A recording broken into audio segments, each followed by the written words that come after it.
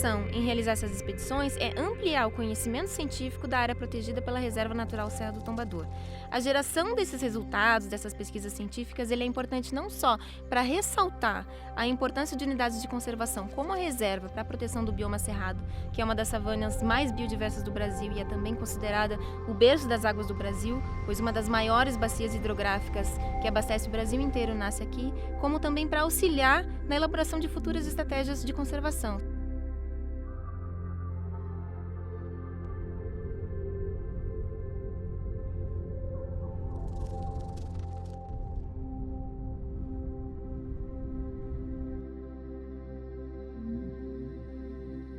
Graças a alguns milhões de anos de evolução sobre a influência do fogo, a vegetação do cerrado, principalmente a vegetação herbácea, apresenta rápido poder de recuperação após um incêndio. Diversos estudos apontam, inclusive, que o fogo é essencial para manter a biodiversidade do cerrado. Apesar disso, o fogo em grandes proporções e em épocas de clima seco pode se tornar incontrolável e causar sérios danos para a biodiversidade, saúde humana e economia. O número de queimadas no Brasil bateu o recorde em 2017 e afetou diversas áreas naturais. Só no bioma cerrado, 75% das unidades de conservação foram afetadas. A biodiversidade é a base do equilíbrio ecológico do planeta e tem um impacto direto sobre a vida de todos nós. Se a saúde dos ecossistemas é afetada, a saúde e todas as atividades humanas são afetadas também. O Cerrado é o segundo maior bioma do Brasil e ocupa quase 25% de todo o território nacional. Ele abriga mais de 15 mil espécies de plantas e animais e é considerado um dos biomas mais ricos em biodiversidade do mundo. Só para se ter uma ideia dessa preciosidade, cerca de 40% das espécies de plantas encontradas no Cerrado são endêmicas, ou seja, não são encontradas em nenhum outro lugar do mundo. O Cerrado tem animais fantásticos, como o lobo-guará, que é um dos símbolos do bioma, o tamanduá-bandeira e o tatu-canastra. Os frutos também são deliciosos, como o pequi, o caju e o murici. Também é o lar de cerca de 30 milhões de brasileiros, que dependem diretamente dos seus serviços ambientais para sobreviver. Sua localização e relevo fazem com que ele atue como uma grande caixa d'água do nosso país, garantindo a segurança hídrica de milhares de pessoas. Essa outra expedição ela tem um foco um pouco mais específico, que é avaliar os impactos do fogo sobre a biodiversidade do Cerrado, considerando os episódios de fogo que ocorreram aqui na reserva no ano passado.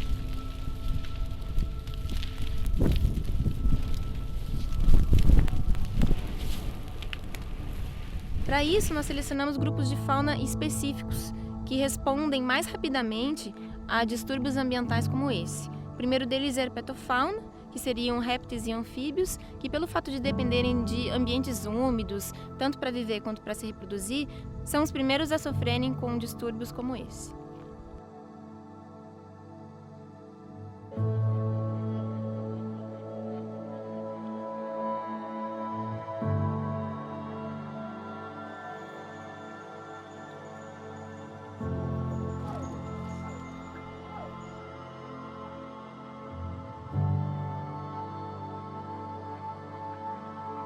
A importância do Cerrado, sendo um dos hotspots, né, mundial, ela constitui uma alta biodiversidade. E ter uma reserva como essa, como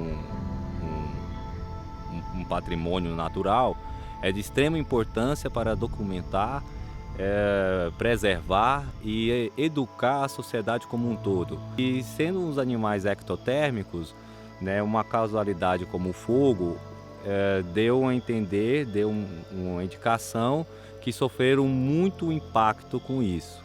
Tendo marco zero pós-fogos e monitorar a riqueza dessas espécies na serra, será de grande importância daqui para frente. Quais são as metodologias e quais são os subsídios que podemos adotar e continuar com a conservação do local.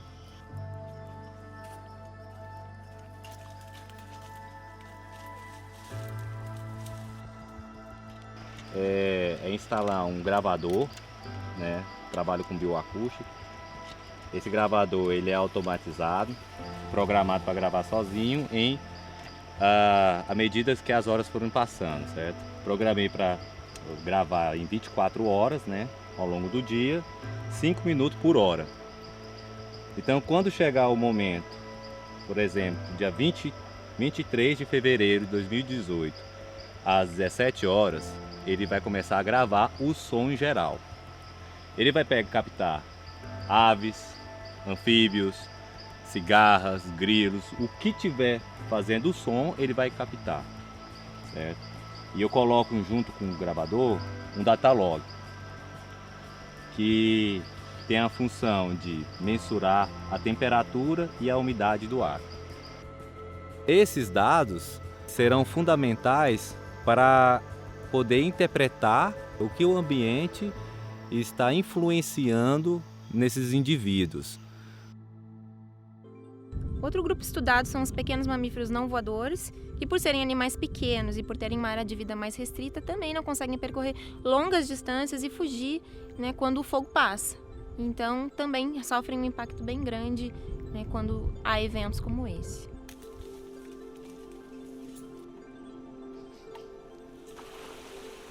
E nós estamos aqui para fazer um estudo comparativo entre áreas que pegaram fogo e as áreas que não pegaram fogo, para ver como que a fauna está impactando e a vegetação está respondendo a esse impacto do fogo.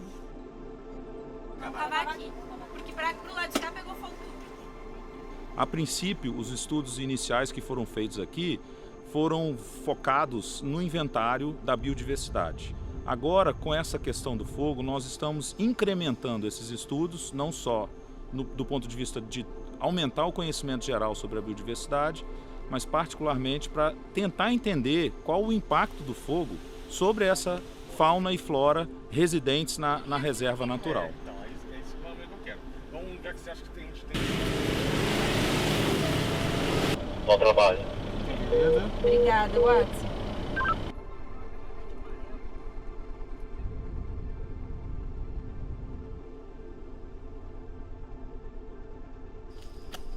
Pegou o jeito, agora tu gostou. Vamos pra onde mesmo? É pra pegar girar.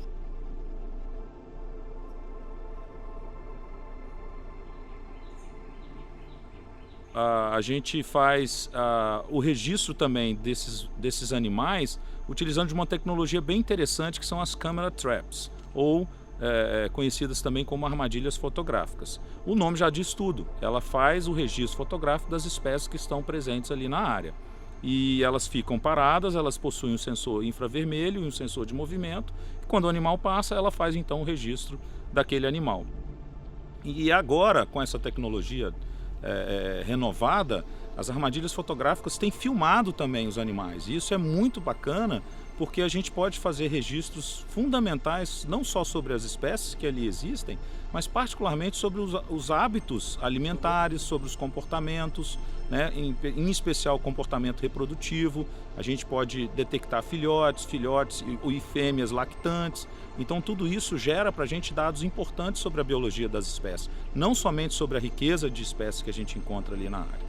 Outro grupo bem importante de ser estudado e avaliado nesse tipo de condição são as aves, pois o fato de eles serem espécies habitat especialistas, eles ocupam ambientes bem específicos dentro da vegetação do cerrado, da floresta. Então o fato de ter esses distúrbios sobre o ambiente deles afeta muito essas populações.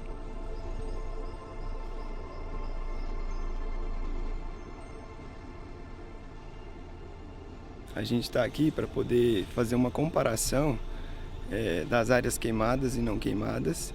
Então a gente está fazendo o levantamento da avifauna primeiramente nas áreas queimadas e posteriormente vamos fazer nas áreas não queimadas para poder cruzar esses dados para saber se as espécies que estão sendo encontradas nas áreas não queimadas, se elas realmente vão estar nessas áreas queimadas. A técnica que a gente está utilizando aqui para fazer o levantamento da avifauna é geralmente transectos, né, e a técnica do playback, que a gente usa o gravador com o direcional para poder estar gravando os bichos e posteriormente reproduzindo o som delas, ou então posteriormente identificação depois. E por último, as formigas, pois a compreensão da flutuação populacional de algumas espécies de formigas ajuda a gente a compreender em longo prazo como que o ambiente está restabelecendo esse equilíbrio ecológico.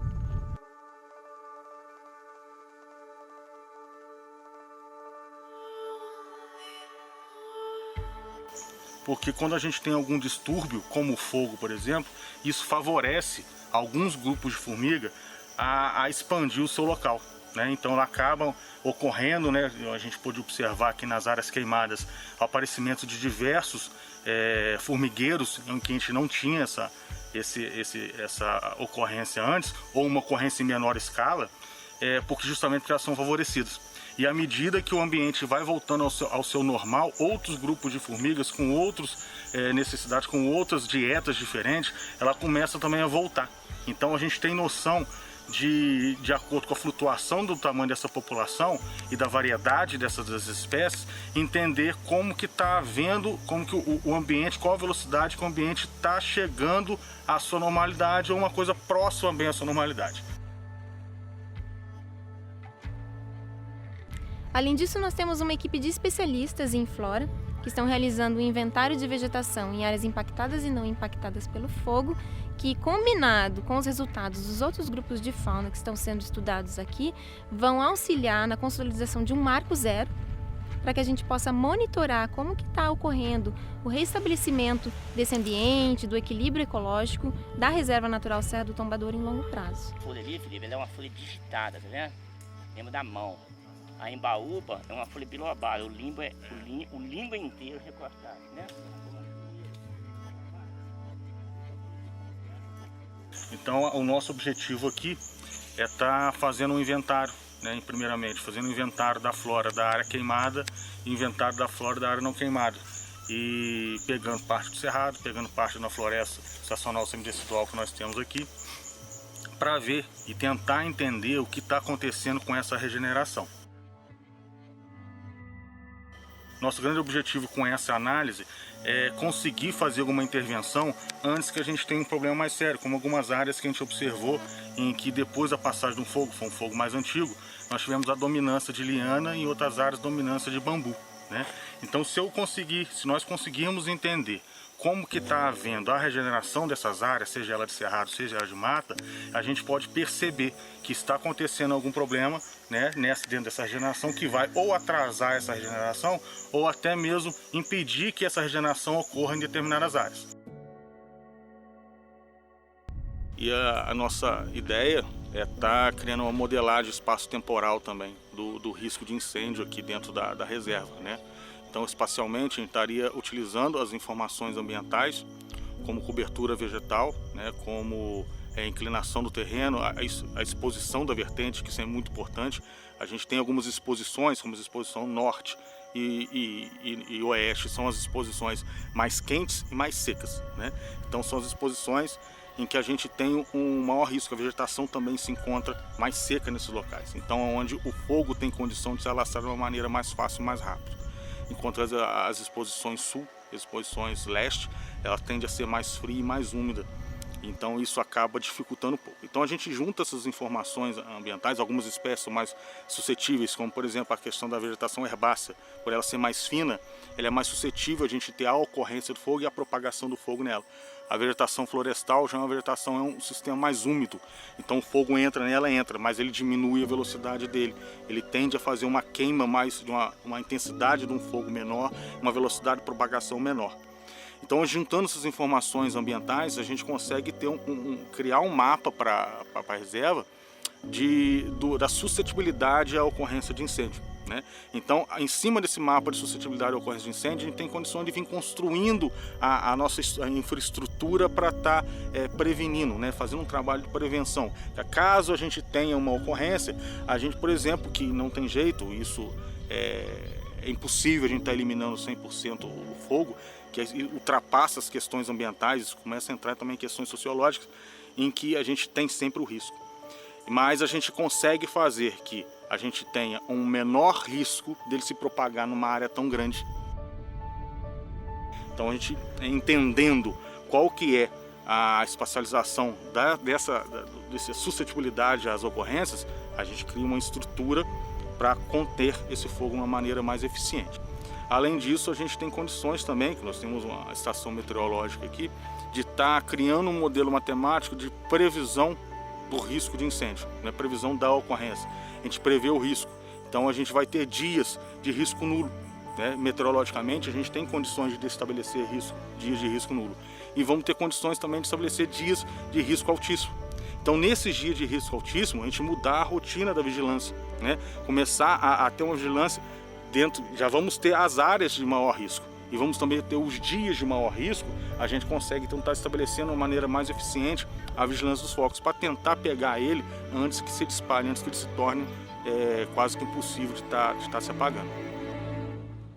Compreender os padrões ecológicos de espécies de fauna e flora mais sensíveis ao fogo é crucial para a conservação dessas espécies e de todo o ecossistema em que elas estão inseridas. A natureza é o maior legado da humanidade. Conhecer a biodiversidade e as formas de protegê-la é o que vai garantir que esse legado permaneça protegido como um presente para essa e para as próximas gerações.